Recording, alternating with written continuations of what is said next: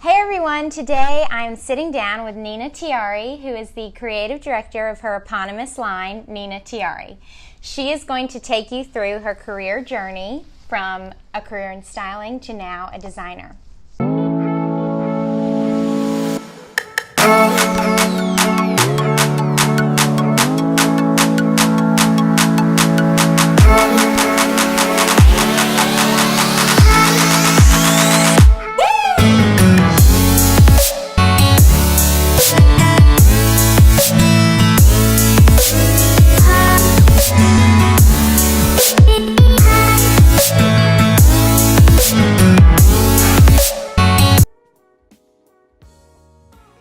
Let's start by discussing your career path, starting with where you grew up. Okay, I was born in Texas, in Houston, and I lived there until I was about 12 and a half, and then moved to California, Northern California, and went to middle school and high school and college there.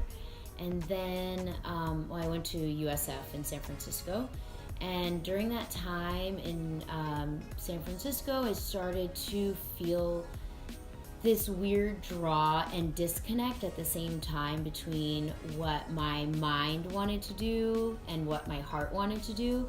And I was studying to be in law or be a lawyer or work in government or something like that. And I also at the same time was always just naturally attracted to fashion and fabrics and painting and art and colors and things like that. So I had a meeting with one of my counselors at school, and she was like, what's going on with you? Like, how are you doing? It seems like the only class you like to go to is like your painting class. And so we discussed about this whole disconnect I'm having and these things and this draw I'm having towards fashion. And she told me, why don't you go to two schools at once? Why don't you take a couple classes at Academy of the Art and take classes part-time at USF, and then see where your heart takes you, see what you like to do. And then eventually I just, I realized that although law was something that maybe mentally, like I loved the challenge, essentially fashion just really made me happy. Great. So when you got into styling, was that something that you had always wanted to do? No, I think whenever I started to dive into the fashion industry and studying fashion and all of the, everything under the umbrella of fashion, I started to understand more what other opportunities there are to work in fashion besides just a designer.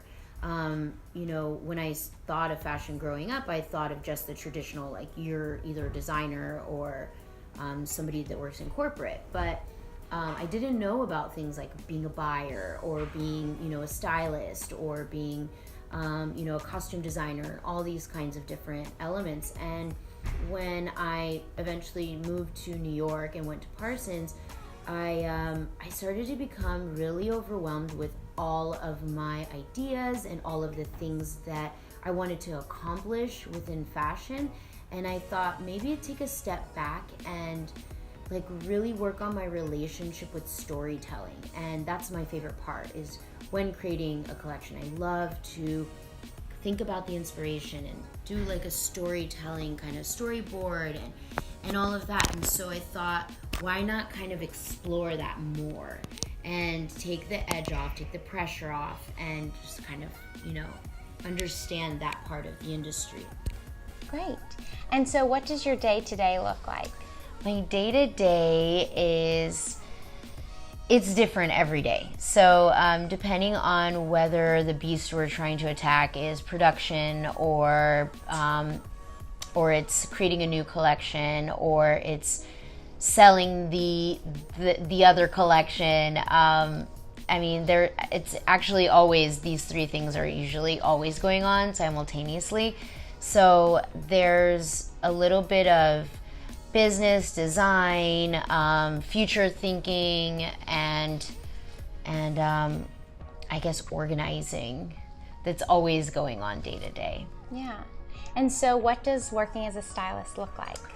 Working as a stylist, you are really just kind of building your own boutique for every job that you're doing. So if I were to be doing an editorial for a magazine, or if I'm going to be styling a singer for, you know, her music video or something, I would think about what are the inspirations or what's the storyline for this particular job, and then I would build a boutique, kind of. I would go to all these different designers, I would do my research, and you should always kind of have, you know, a Vogue.com, like, you know, in your head catalog of all the seasons, all the designers of that season and what their collections look like. And so you can kind of think, oh, you know, maybe I can contact Prada's, you know, showroom and borrow this piece, or I can contact, you know, Hood by Air and get this piece, or, you know, kinds of things like that. Then you put together your like little, I call it a boutique, but it's like your kind of run through like of all the looks, and then you create little outfits, and you try if you can have a fitting, and then you create your hero looks, which are your looks where you know this is a great look and this is going to be like the first look, and and then you build upon like little styling accessories and things, and then day of the shoot or whatever it may be, you pack everything, you put it all up like a boutique, you have it all organized, everything needs to be tracked, and then the end of the shoot, you put it all away like you're breaking down a boutique, and you take it back, and the next day you spend the whole day returning. So it's a lot of labor. Yeah. Okay, so where is the brand Nina Tiari today, and what does the future of it look like? So today we're working on the third collection, Fall Winter 18, and we've had 2 other collections, Fall Winter 17 and Spring Summer 18. And today we are working on fabric manipulations, creating our own textiles, like just taking it a step further. The first collection, I really just wanted to make an introduction, explore, and figure it out, how to do it. And I didn't even really intend to have a runway show. It just sort of happened that the opportunity became available, and I thought, well, let me just jump and see if I can fly. So I did that, and there was some kind of mixed feelings I have about doing that. One, I showed bravery and courage and kind of threw myself into something and then learned how to do it. But, you know, I think that looking back, maybe I should have had a little bit more experience before doing that.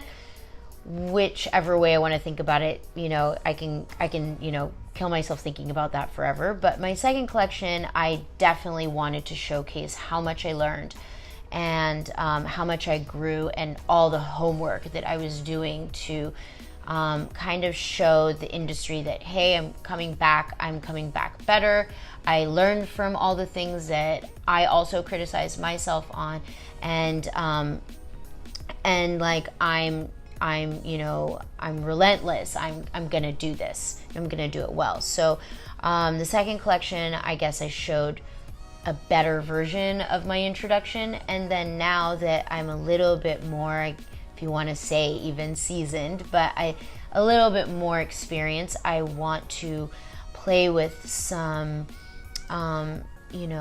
better techniques and more sophisticated techniques, and manipulate fabric and make my own fabrics and things like that.